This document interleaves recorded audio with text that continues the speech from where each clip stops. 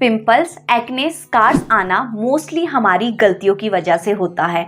जब हमारी internal health सही नहीं होती, उस कंडीशन में हमें पिंपल और एक्ने का प्रॉब्लम होता है। हम क्या करते हैं, बहुत सारी ऑइंटमेंट्स लाते हैं, DIY रेमेडीज ट्राई करते हैं। प्रॉब्लम इंटरनल है और एप्लीकेशन हम एक्सटर्नल करते हैं, तो रिजल्ट्स तो मिलेंगे बिल्कुल ज़ीरो। तो आज की इस वीडियो को मैं 2 पार्ट्स में डिवाइड करूंगी। डे 1 पे हम समझेंगे कि हमें पिंपल्स क्यों होते हैं, हमें उसे घर बैठ के कैसे रेस्क्यू करना है, क्या क्या चीज़ें अपनी डाइट में अवॉइड करनी है, क्या क्या चीज़ें अपनी डाइट में लेनी है, प्लस कुछ एक डिटॉक्स वाटर आपके साथ शेयर करूंगी, कुछ एक रेमेडीज शेयर करूंगी। डे 2 में हम समझेंगे जो हमने अपने सेटिस्फेक्शन के लिए उस पिंपल को फाड़ दिया या गलती से वो जो फट गया है पिंपल, उसके बाद जो एक डार्क सा स्कार आपके फेस पे रह गया है, उसे हम कैसे रिमूव करें। तो वीडियो में बहुत कुछ है, बहुत इन्फॉर्मेटिव है, तो वीडियो को एंड तक देखना ना भूले। Hi everyone, welcome back to my YouTube channel and thank you so very much for watching Dr. Wingardium. I hope you all are doing great and loving whatever you guys are doing. देखिए, pimples आना is a normal process of our body. जब भी हम कुछ गंदा खाते हैं या अपने स्टमक को साफ नहीं करते, गट को प्रॉपरली क्लीन नहीं करते, तो हमारी स्किन रिवर्ट करती है हमें कि भाई आपने कुछ गड़बड़ किया है अपनी स्किन के साथ। आई बिलीव कि हम जो खाते हैं ना, हमें वही स्किन वापस देती है। आप अच्छा सा वेजिटेबल फ्रेश फ्रूट्स खाइए तो आप बिल्कुल फ्रूट्स जैसे दिखेंगे। आप गंदे चाउमीन, नूडल्स, मोमोज ये सब चीज़ें खाइए तो आपको डेफिनेटली फेस पे वैसे ही डार्क स्पॉट्स, पिंपल्स वो रिवर्ट करेगी। ये चीज़ें हमारी बॉडी को ना ओवरहीट करती है, और जब हम प्रॉपर बॉडी को हाइड्रेट नहीं करते, उससे हमारे फेस पे पिंपल्स आना शुरू होता है। तो एक ना हमारा बॉडी हमें एक साइन देता है कि you are doing something wrong with your skin. तो वो साइंस हमें समझने होते हैं कि किस वजह से हमें पिंपल्स हो रहे हैं। आप कभी ना एक छोटा सा एग्जांपल मैं आपको देती हूँ। आपका जो डिश वॉशिंग है ना, बेसिन जो है, उसमें जब आप बर्तन धोते हैं तो आप उसको क्लीन ना करिए 3-4 दिन तक, उस पर ना एक लेयर ऑफ ऑयल फॉर्म हो जाएगी। वैसा ही होता है हमारे गट के साथ। आप हमेशा ये दिमाग में लेकर चलिए कि हमारा जो गट है वो हमारा बेसिन है जिसमें हम सब चीज़ें डाल रहे हैं। अब डाल तो दी, खा भी ली, पचा भी ली, बट अब उसको क्लीन क्यों नहीं कर रहे हैं हम? क्लीन कैसे करना है कि आप अच्छे से सुबह उठकर गर्म पानी पीजिए।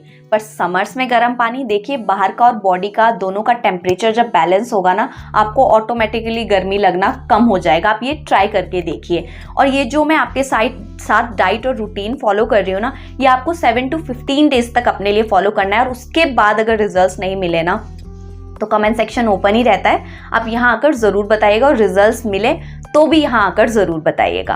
तो आपने अपने 7 to 15 डेज तक कंटिन्यू सुबह उठकर गर्म पानी पीजिए। उसमें थोड़ा सा नींबू भी आप ले सकते हैं, या ACV एप्पल साइडर विनेगर जो होता है, या हल्का सा टर्मरिक। इन तीनों में से कुछ भी ले लीजिए, या तीनों थोड़ा थोड़ा ले लीजिए, कोई प्रॉब्लम नहीं है। And then you will see the results for yourself. तो ये तो हो गई फर्स्ट हैबिट जो आपको अपने लिए अपनानी है। सेकेंड इज कि आप जो अपना डिनर है ना, वो 4 से 6 के बीच में कर लीजिए। अगर ये पॉसिबल नहीं है तो आप क्या करिए, जब भी डिनर करें उसके बाद आप आधा घंटा तक वॉक करें। आपने बैठना नहीं है, वॉक करना है। उसके बाद आपने 1 गिलास गर्म पानी का पीना है। उसके बाद आप थोड़ा सा और वॉक करिए, then go to your bed.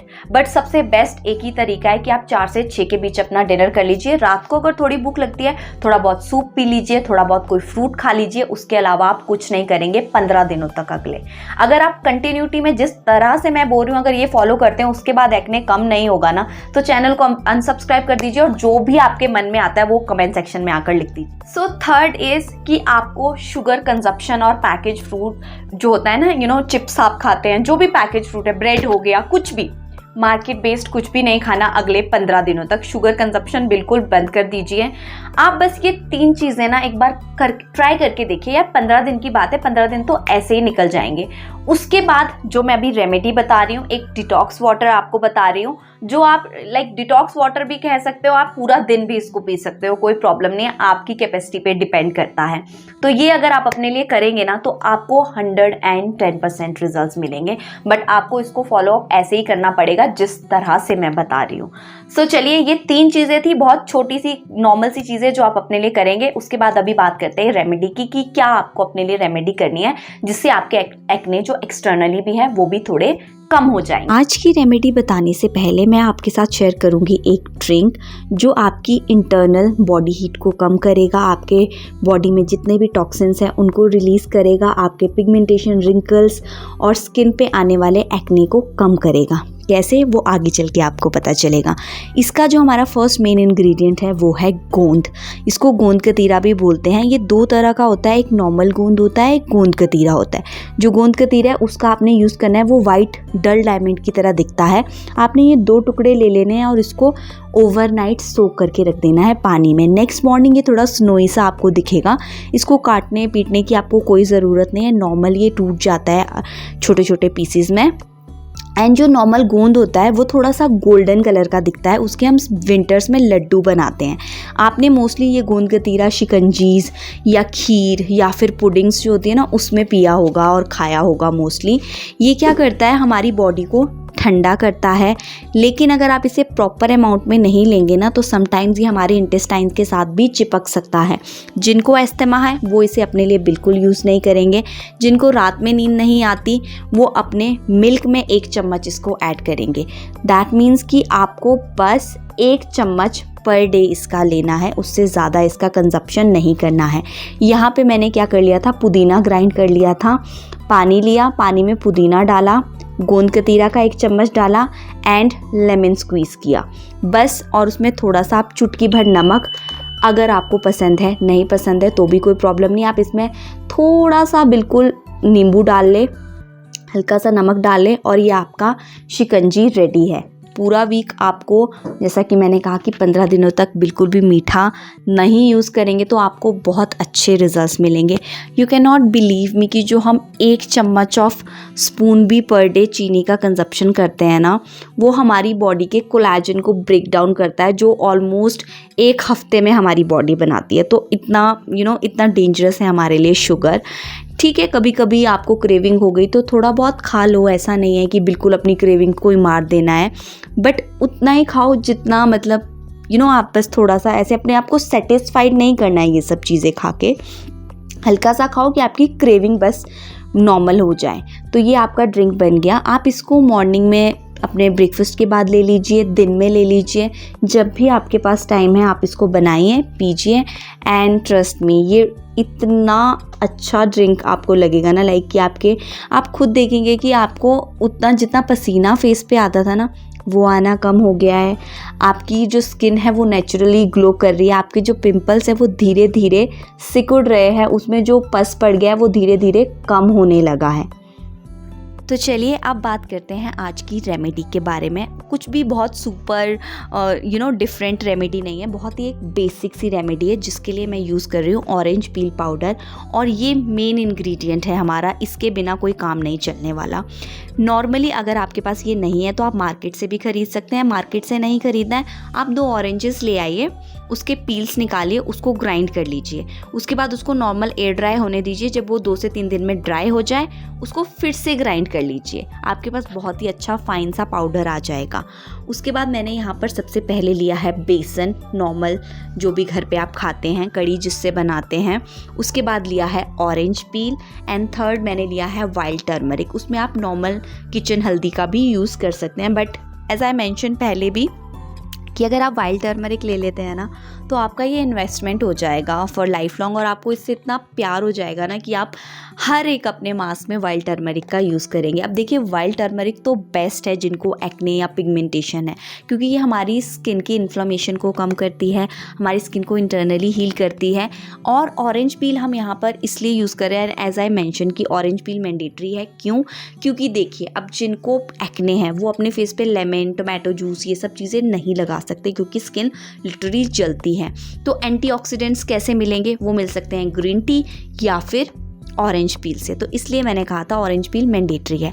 उसके बाद आप यहाँ पर डालेंगे थोड़ा सा हनी। हनी भी ज़रूरी है क्योंकि वो नेचुरली ना मॉइस्चर प्रोवाइड करता है हमारी स्किन को।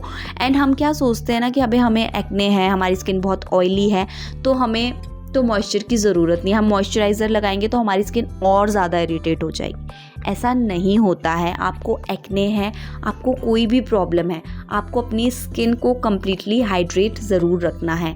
एंड मैंने जैसे कि अपनी वीडियो में पहले मेंशन किया, वहाँ पे मैं बताना भूल गई कि हमें हमारा डिनर 4 बजे और 6 बजे के बीच में क्यों करना है। देखिए नाइट टाइम में ना हमारी स्किन हील करती है, तो अगर हम टाइमली डिनर कर लेंगे तो हमारा थोड़ा सा हाफ डाइजेशन हो चुका होगा, तो रात को ना हमारी बॉडी सिर्फ डाइजेशन पे फोकस नहीं करेगी, अदर एक्टिविटीज़ पे फोकस करेगी, रेस्ट करेगी, हमारी स्किन को हील करेगी। अब आप खाना ही 10 बजे खाएंगे रात को, तो बॉडी तो खाने पे ही कॉन्सेंट्रेट करेगी ना, तो इसलिए खाना आप जल्दी खा लें।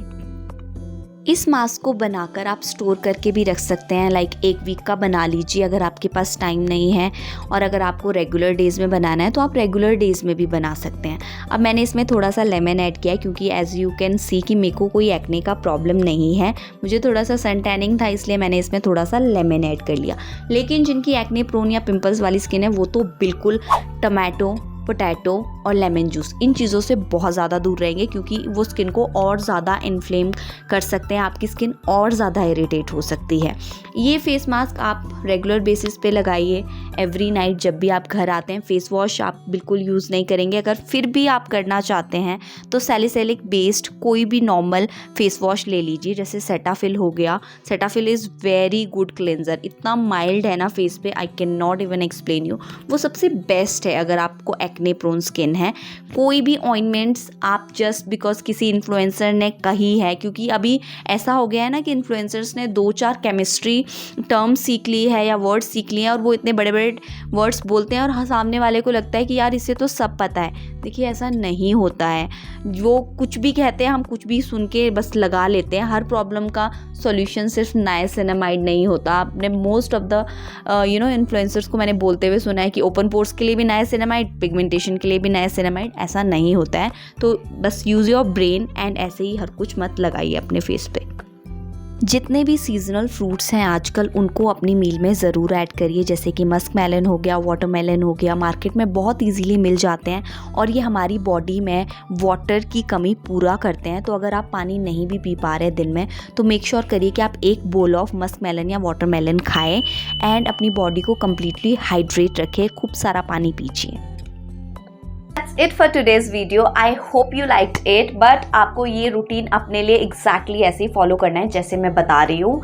देखिए एक्ने कोई बहुत बड़ा प्रॉब्लम नहीं है, बट जिनको लिटरली बहुत ज़्यादा एक्ने होता है ना, मेरे पास बहुत सारे पेशेंट्स ऐसे आए हैं जो लिटरली ऐसे होते हैं कि हम बाहर नहीं जा सकते, हमें बाहर जाने में शर्म आती है, हमारा कॉन्फिडेंस कम हो रहा है। तो जिनको बहुत ज़्यादा एक्ने है ना, ओनली दे कैन अंडरस्टैंड कि ये कितना बड़ा प्रॉब्लम है। तो आप इसको एक बार अपने लिए ट्राई करके तो देखिए, और रिजल्ट्स ना मिले ये तो बिल्कुल this is impossible. So that's it for today's video. See you in my next video. Till then, stay safe, stay healthy. Bye-bye.